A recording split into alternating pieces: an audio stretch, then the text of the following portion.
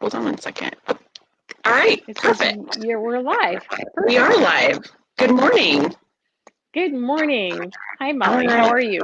I'm good. How are you? All Good. right, so my name is Molly Marshall, and I help Allison and her team with some marketing and social media stuff. And we thought that it would just be fun to pop on this morning and just talk about um, design through the years. Allison's been in business for at least 30 years, around 30 years. Mm-hmm. And this is kind Mm-hmm. of just based on a conversation we had the other day. We thought it would be interesting to just kind of throw it online and see what people thought. So this is Allison, or actually, which direction should I be pointing here? There we go. This is Allison Smith of Allison Smith Design. Allison, do you have anything that you want to add to your bio there? Yeah, it's true. We were just chatting back and forth, and just, well, what we're dealing with right now makes us talk a lot about the Yeah. recessions, how you've survived, what you've done, and mentioning to my team, wow, this will be like the fifth time in my career that I've had to go through these downturns and then go back up again. And the reality is, we're a luxury, we're not a necessity. And with that comes a lot of like, okay, how do we deal with this and how do we survive it? So I'm glad Yeah. we are able to do this. So, yeah. Yeah. Yeah. I was like blown away when you said that you've been through 5 different like recessions or economic downturns. So could you just tell us really fast what those 5 were? Because I'm Sure, trying to think of what they sure. are. Well, the leaders of the ones that were most devastating, the first one was in the 80s. I was just flying high. I did the Street of Dreams, 87, 88. We won awards, best of show. I mean, just things just going up. And the builders that I did these for, and specifically one, built these McMansions, and it was just like taken off. And those became clients, and of course, word of mouth, and all of that's just great. And so we were just riding high, and then like boom, Gulf War hits. Mm.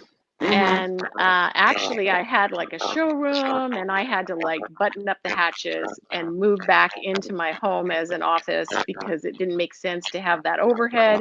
Right. So that was the first one. Then the second one that really, kind of really defined it, there was a couple like after the downturn in the 80s where there was some other little blimps of, like president changes and those things Yeah. where the economy hit in between. But then there was 9/11, and that was like, holy Toledo. Every single Yeah. person I had appointments with canceled on a residential level, and actually even on a commercial level, and but mostly on a residential because people were just scared to death. And the Mm-hmm. last thing they were going to do, because they, we had the Gulf War, and and then we have this other war, and all this is very dissettling for people, which is Right. understandable. Right. So there was that one, and then after 9/11, we obviously had another little downturn, and things went back up again. Then we had, gosh, the big one, which is the, recession to 2008 or whatever. 2008, the loan crisis, if you will, Yeah. giving loans to people who couldn't afford it. That was really difficult because that not only affected commercial and residential combined. So that was Mm-hmm. fair. That was probably harder than the other two, but the other two gave me preparation for it, if that Yeah. makes sense, Yeah. as in the big ones. Right. And then this one is pretty good sized. It's definitely a Mm-hmm. game changer. So, like there were two in the middle, but yeah. So Yeah. yeah, So crazy. yeah, it's so interesting because when you lay those all out for me, they're all different. One was a war. One was just like political changes. The other one, the Right, third one was again a war, but terrorism. right. And then a housing crisis, and now a pandemic. Yep. I mean, one of the common themes is that we just never know where it's coming, but I guess one thing we do know is that there are always going to be situations like this that, affect our economy. So, You mentioned briefly when you were talking about the Gulf War that you know moved back into a home office and stuff like that. But what are some of the other things that you've done to keep yourself Yeah. going during all of these situations?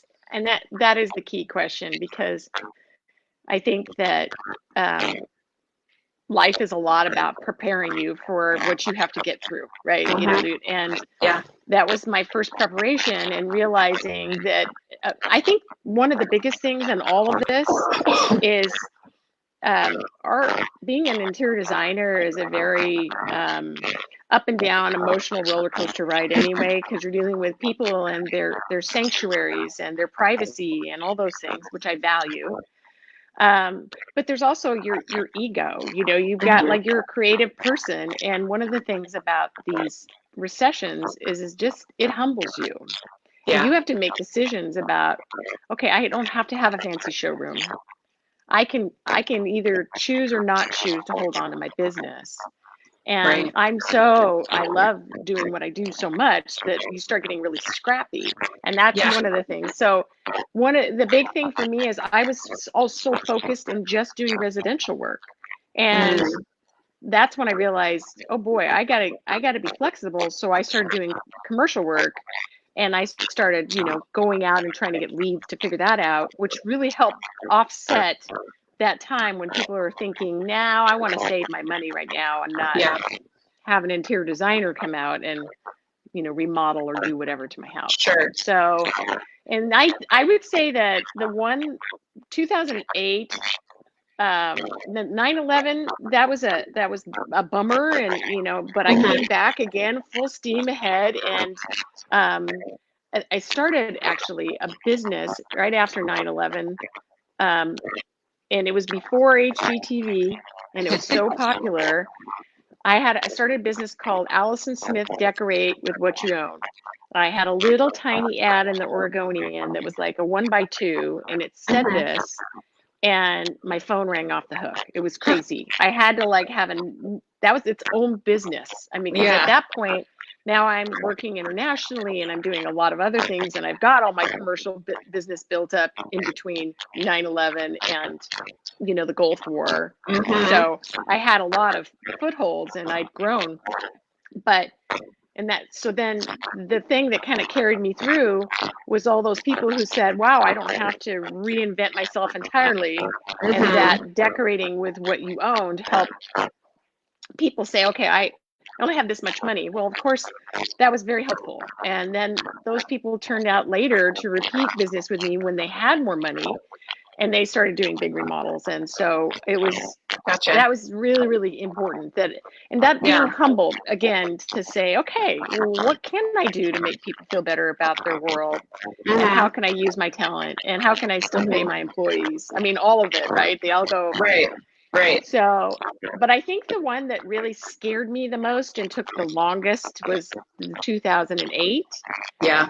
because, instead of having the larger projects to bring in, it was hundreds of lots of small projects. Mhm.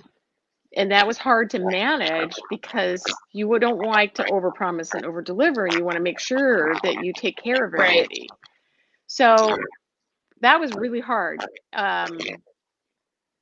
Yeah, so That makes very, sense. very I tough. mean, in 2008, since the Great Recession, as people talk about it, since it was tied to real estate, it's like what you do is in people's homes, or whether it's commercial or residential, like it is tied to real estate. So that makes sense to me that would have been a really challenging one to overcome. So a couple of the things that you mentioned was diversifying the work that you do, kind Mm, of being open to different types of work.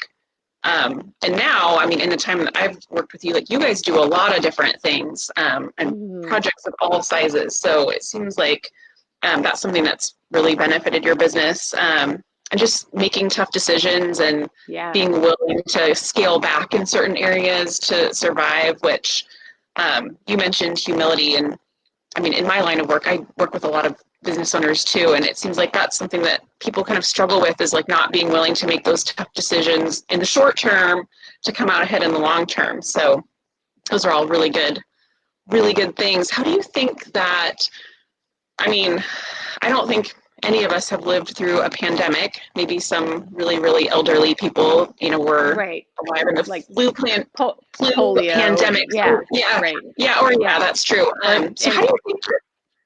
Oh, sorry. Go ahead. oh no, go ahead. Oh. How do you think this is going? I mean, it's early, so I don't know that we know for sure. But how has how has this been different than the Yeah. past downturns that you've been through? Well, we're not through it yet. So, Right. but we're Right. getting there. I'm definitely an optimist. Yeah. That's how I survive. The cup is always half full to me. I can't focus on the negative. I have to focus on the positive. I always look for the silver lining, or I try to find people around me when I feel like I'm feeling negative to help me look at the silver lining again. Yeah. So, because it is challenging to tell yourself every day, and it's not easy. Fortunately, we're doing pretty well, and I'd say Yeah. because we had residual business. One of the things I think about this particular thing is we didn't go into this, and I'm not an economist. I don't Yeah. know, I don't know. I just speaking from my own experience and being a business owner for so many years. But when this hit us, we got hit with probably the economy being stronger than it's ever been in its entire life. And the kind of business I'm doing it's just crazy that people they've done really well in the last 5, 6 years, and the Yeah. money is there for them. So I feel like if this same thing hit us in 2008 when we had the Great Recession, oh boy, I don't Yeah. even know. I Whole different probably would be story. doing, I don't know if I'd still be doing this. So I think that's helpful. Mhm. I think that what the difference is for me is I feel like this is a big, big problem, but for a shorter amount of time, Right. because it's something that we know what the solution is. And it's not just an American problem, it's a Right. world problem. Where like 2008, that was really us deciding that this is how we were going to allow people to spend money that they couldn't afford, right? I mean, we were giving these terrible loans to Yeah. people. This is not this isn't that. This is a world problem, and I feel again optimistic that they'll come up with solutions, and I think that optimism and is going to really help people get past it. And it's true that people in the very beginning when it hit, that they were like calling and saying, I'm going to postpone doing this remodel Yeah. right now, and of course that happened. But again, being nimble and flexible and keeping my ears open and communicating with people, trying really hard to show them. One of the things we're doing is virtual design, Mhm. which that in and of itself isn't totally new to us. We have been working internationally and doing work all over the country where we have to communicate with contractors and figure out how to do stuff. So when my team, when we said, hey, everybody's got to work from home, we only have one person in the office sort of thing, we immediately learned, we knew how to VPN, Mhm. on our machines. Fortunately, my daughter's in the tech world, so she's very helpful and she keeps That's mom good. up to speed. But those things already were in our wheelhouse, so it Mhm. wasn't a stretch for us to do that. Yeah. Plus, some of the other things that's kind of fun is years ago, my daughter lived in New York City, and this is kind of the story I was telling the team earlier this week.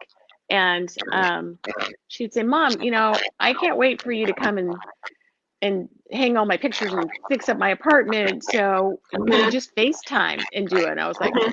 sure. So we did that, and it was fun, It worked. and it worked. And I came back after seeing it. It was like that's exactly how I would have done it if I was physically there. And so that was really cool. So I was telling that to one of our meetings, and one of the team associates said, "You should talk about that with the world because it's cool." She even went on a vacation to Maine. This is kind of funny, and was staying in an Airbnb. Mhm. And the people, she said, "Do you mind? My mom's an interior designer. Can we move your furniture around a little bit?" And We did. That's awesome. Of course, she moved it around, and then I'm like, those pictures are great, and we should move those in here. And we did the whole thing, and they loved it. They were like, Oh, "That's that's awesome. awesome." Yeah. So, That's these are great. the things you gotta do. You can't just keep doing the same thing. I think that's true Right. even when business is good. Even if you're Yeah. not you have to be willing to try new things all the time and be ahead. And obviously it's exhausting, that part, but it comes out, you come out ahead all the time. You do. You Yeah. just can't sit still. Yeah. Absolutely. I mean, that is a business thing. If you're not always, at least a little half step ahead or thinking, maybe you're not doing different things, but thinking about what things you could do differently, when something like this happens, you're really hurting because it's like you haven't even been, encouraging that creative part of your brain, so Yes. that makes sense. Yes. Well, so if somebody is, because people still are, you know, getting their interiors updated and stuff like that. So if somebody was looking to hire an interior designer right now in this environment, like what are some of the things you think that they should ask or be aware of or think about? If that makes sense. Sure. Absolutely. So, when I do a consultation with people, it's based on each project. So for example, I have one coming up where somebody is in the middle of buying a house, believe it or not, right now. The banks are still loaning at really great interest rates, so I'm noticing that clients are like, I'm still interested in moving forward. And so I'm going to start off with a consultation, and her home happens to be that one of those 80s or 90s houses, which seems to be really popular sort of thing that I'm having to remodel a lot of, because those are better buys, frankly, and a lot of it's location. So anyway, the advice comes down to, really, what's your budget? Is it realistic or smart to even put this much money in the house right now? So what are some of the things we can do that maybe would get you a shot in the arm, but with a plan, like a plan that when things loosen up or we feel like we're more confident about spending more money, that you have something that it's possible to do. One of the positive things is the contractors are coming out of the woodwork a little more to be willing. They're a little more flexible, I'm noticing. Because they're scared as well. Some of them are busier than they've ever been, which is interesting. But yeah, I would say that all in all, that each client is got its own little thing. And again, some of these clients, now my commercial works haven't changed at all. They're just more nuisanced by the fact that we can't do something right now. Like, okay, when can you finish putting this together? That kind of thing. But going forward, let's say you're a residential situation and you want to refresh and you don't want to spend a ton of money. There are ways of doing that. Simply painting. Oh my gosh, painting is amazing.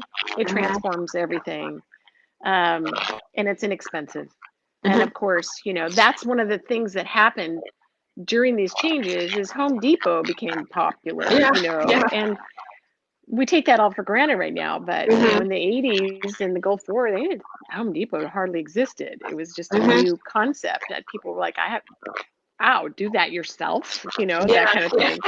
So we really are past a lot of that, but definitely, just even if it's just helping somebody understand how to have their furniture properly placed in their house, or if I'm going to add a piece, why would I add a piece and where should I add it? It can be that basic.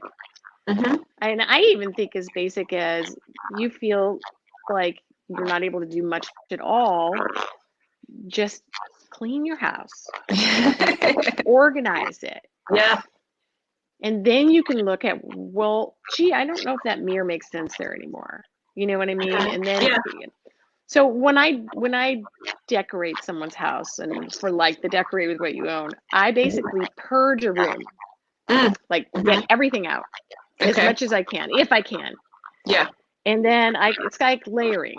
And then I will take care of situating. Let's say there's an area rug. Okay, that area rug needs to be lined up correctly with the furniture plan that I'm going to come up with. You choose a focal point in the house. when Okay. you do this. Mhm. And then that next layer of, after the focal point, you get your furniture situated, your area rug, then you start thinking, okay, how do I want this room to feel? So that's like, do I want it to feel super formal? Do I want it to be more casual? Do I want it to be a combo? Then you start analyzing all the accessories to see how that influences that. And then how do you put those accessories together? Do you want them to be very structured and everything symmetrical so it creates a more formal look, or do you want an asymmetrical kind of busy, that sort of thing Mhm. look? So I mean, those are ways Awesome. to really kind of make you feel better without spending loads and loads of money. Lots of money. Yeah, so if somebody wanted to talk to you about your virtual design service or just get a quote and just kind of get an idea of what they might be looking at, they can send you a message through your website, which is Yep. AllisonSmithDesign.com. They could even message you here on your Facebook page because we check that, so you could let us Yep. know there. And I'm just trying to think, is there anything that I didn't ask you or that we didn't cover that you wanted to share? I feel like this had a lot of, I was taking little No. notes here so I can recap this Yeah. later, but we've Yeah. covered a lot of really good stuff. So, I agree. Thank you so much for yeah, doing this. I feel like it was kind of therapeutic in a way to kind of go over all this stuff. it's good and it's really good information. I've Yeah. been keeping tabs on the questions. We don't have any questions right now, so but if you're watching this after it's live and you have a question, you can definitely leave it below and we'll respond and get an answer for you. Yes. And other than Absolutely. that, it's a beautiful day here in the Pacific Northwest, so we can all go Definitely. out and enjoy it. Please. It's so gorgeous. It's going to rain all next week, they say. Yeah, I don't know. But right now is stunning. I say enjoy it. Again, Molly, thank you so much. This was thank great. you very Really much as appreciate well. it. All right. Well, then Okay. we'll catch up soon. All right. Okay. Talk to you Take later. care. Bye. Bye. Bye, everyone.